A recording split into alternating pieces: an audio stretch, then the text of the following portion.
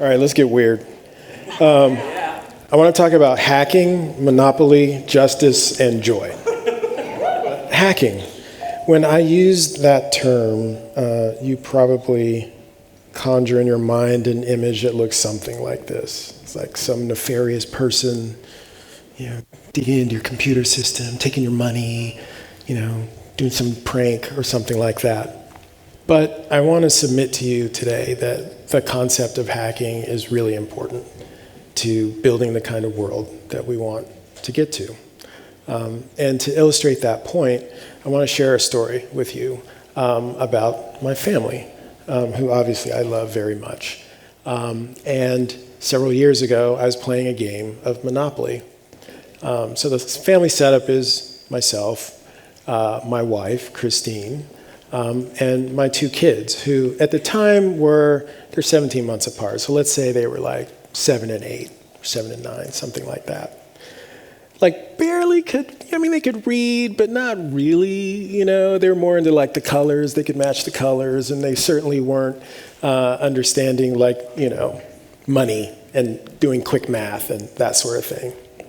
I, on the other hand, run an investment firm, and I am an impact-oriented person, but I was trained as a capitalist, and so I'm sometimes accidentally rapacious, and you probably don't want to play against me in Monopoly. And so the four of us are sitting around our table, and we're playing the game. And so it's me, it's Christine, it's my older one, and then my youngest one to my right. We play the game, and as you can probably predict, my youngest child, my daughter Ella, runs out of money first. She's the youngest. She can barely read. She's the least well-equipped to do math. And so she does what you would expect a young kid to do. She breaks down. She starts crying, like she feels like an abject failure. And so then I feel like an abject failure. I'm like, I'm trying to have fun with my family. Like, I don't want my child to have this experience. And so I did what I think any self-respecting father would do. I said, Ella, don't worry about it, Ella. We're gonna do this as a team. Why don't you come sit on my lap, and it'll be you and me against Mommy and Milo.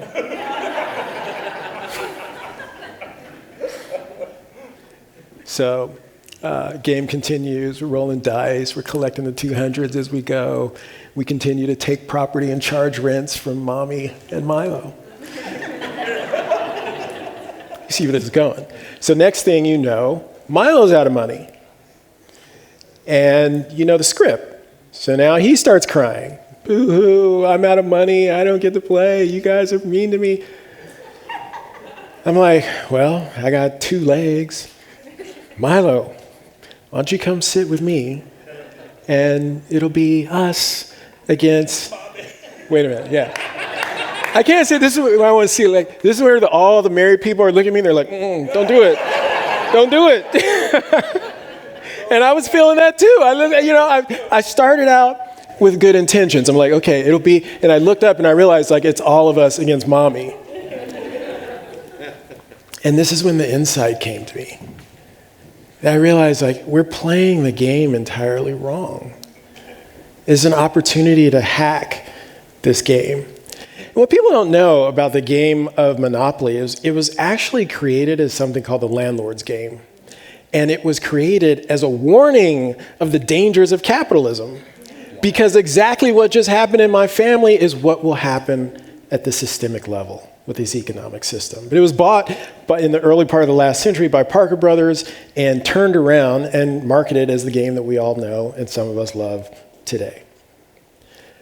But because of my love for my family, I realized we were playing it the wrong way. And there was an opportunity to hack the way we were playing the game. The thing that I realized is that I was following the rules and I was winning the game, but I was destroying my family, right? And so I realized there was a different way to play the game. And I realized that we could play against the bank, all of us as a family. If we just stopped charging each other rents, we could still follow the rules of the game, and every time we went around the board, the bank would owe us $200.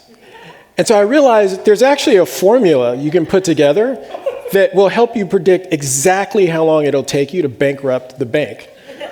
It's basically the bank balance sheet, how much money is left in the bank till. P is the number of players.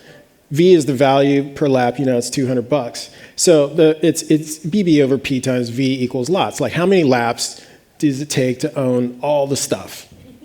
That's the formula. And so we did that.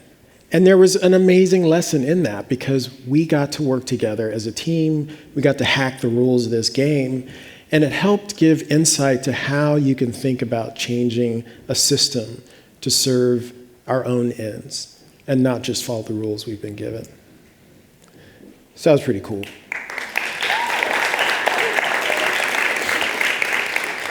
So that's the kind of thinking, like hacker thinking, that led me to start the investment firm that I run today, Bronze, which has been operating for 13, going on 14 years here.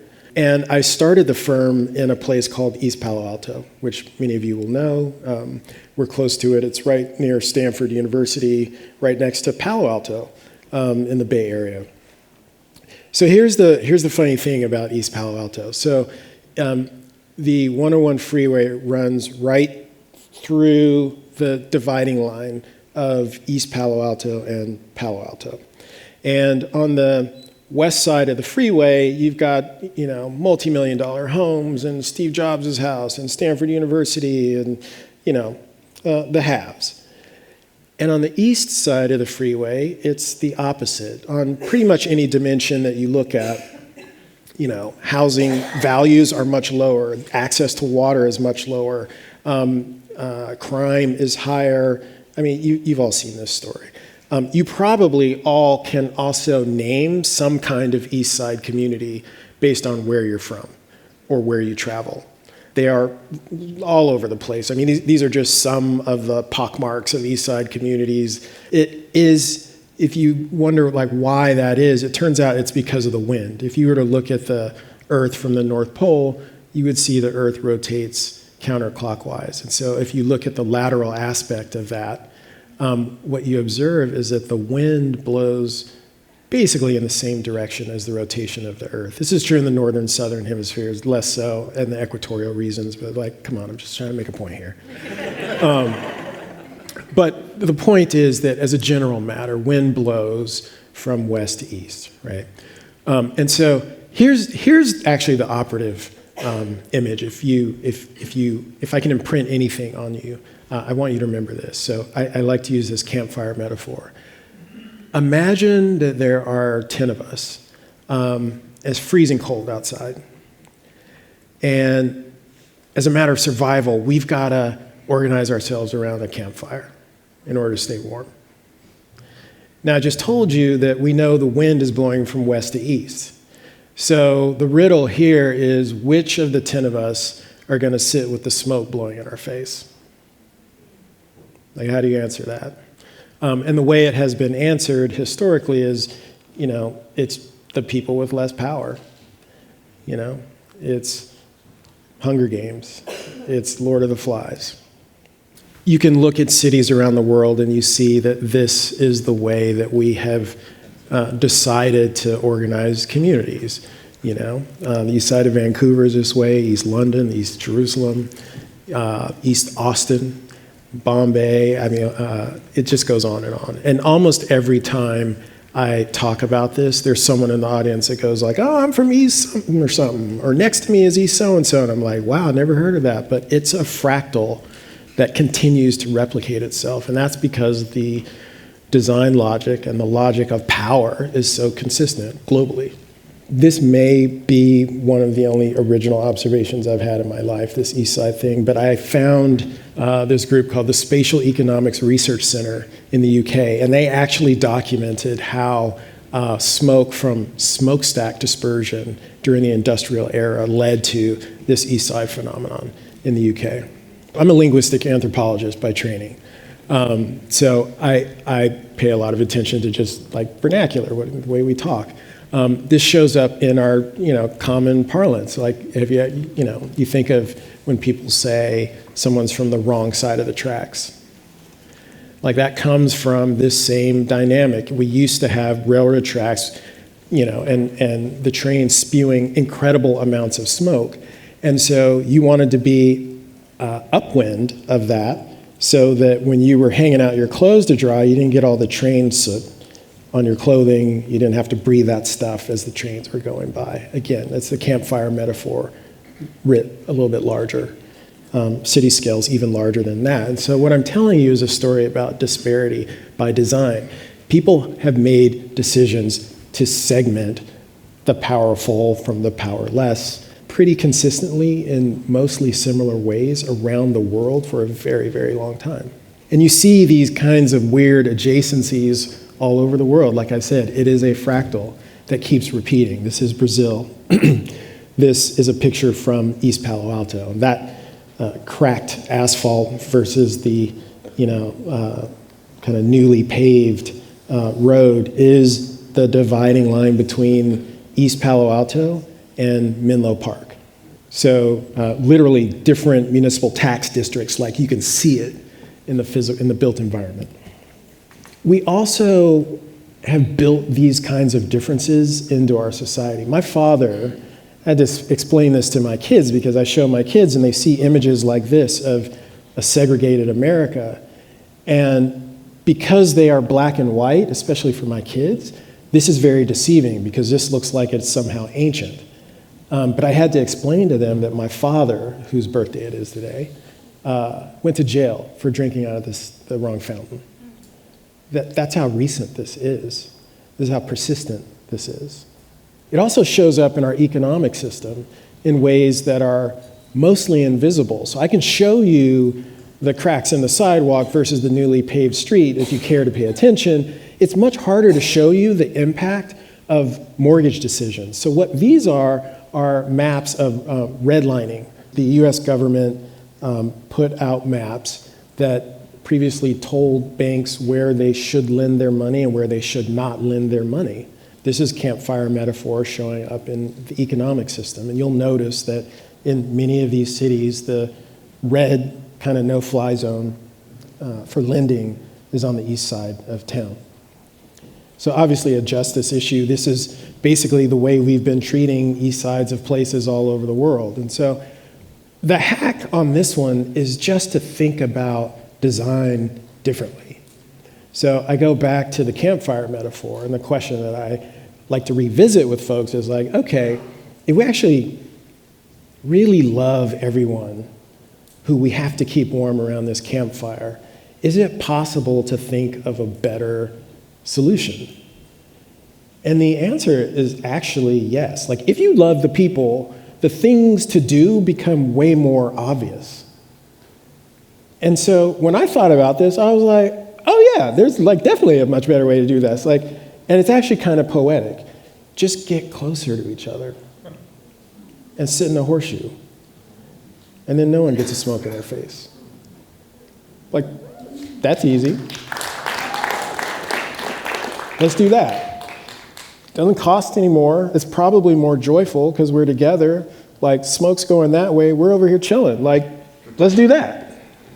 So I look back at the disparities that define these communities, and that's what led me to start Bronze.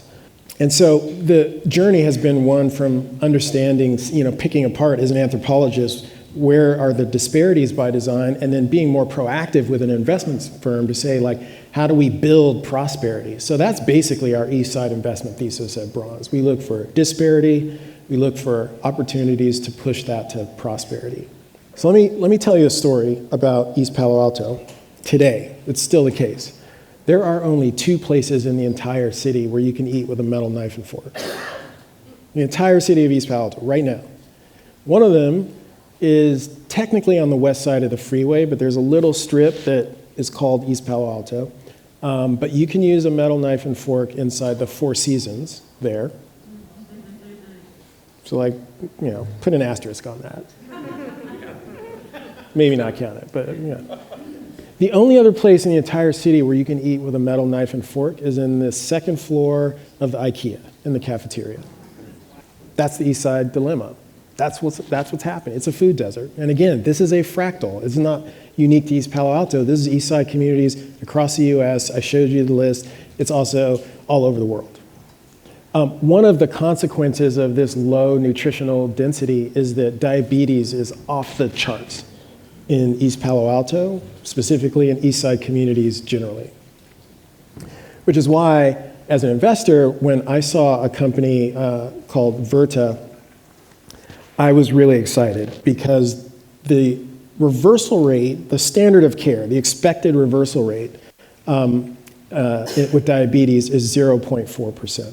Virta, in a very large market, $400 billion annual spend market, has a reversal rate of 60%. So it's 150 times better than the medical standard of care in a $400 billion market. Turns out you can actually make a lot of money by loving people and treating them well. That's pretty good news, right? Virta's goal is to reverse diabetes in 100 million people over the next few years. So this is one of the most joyful things that I've experienced in my life, being on the journey of running Bronze. I told you that if we had time, I would tell you a love story at the end. I want to tell you about something that's happening. That Virta story is from our first fund. In our most recent fund, we've got a company called Devoted Health. Also happens to be in health. It's not the only category we invest in. But here's what you should know about Devoted Health and why it's different. The whole approach of what this company is doing is to treat patients like they're literally members of your family. And the founder of this company has said to the team, hundreds of people, when you are making a decision about how to take care of a patient, first, stop. Visualize your own family, your mom, your dad, your kids, your brother, whoever it is that you hold most dear. And to think about what you would do for them. And then do that for the patient. You don't have to ask for permission. Do it. And what I will tell you is that that company is now the fastest growing Medicare Advantage company in America. And I'd be happy to talk to anyone who's curious about the nitty-gritty business details after, but there was a firm separate from ours that wrote a paper about what they believe, Andreessen Horowitz, wrote a paper about what they believe the largest company in the world, the future largest company in the world would look like. And it is point for point what this company does. But the thing that is most important that I want to leave you with is the observation that it might just be the case that going forward, the way to build the largest company in the world is to say, I love you.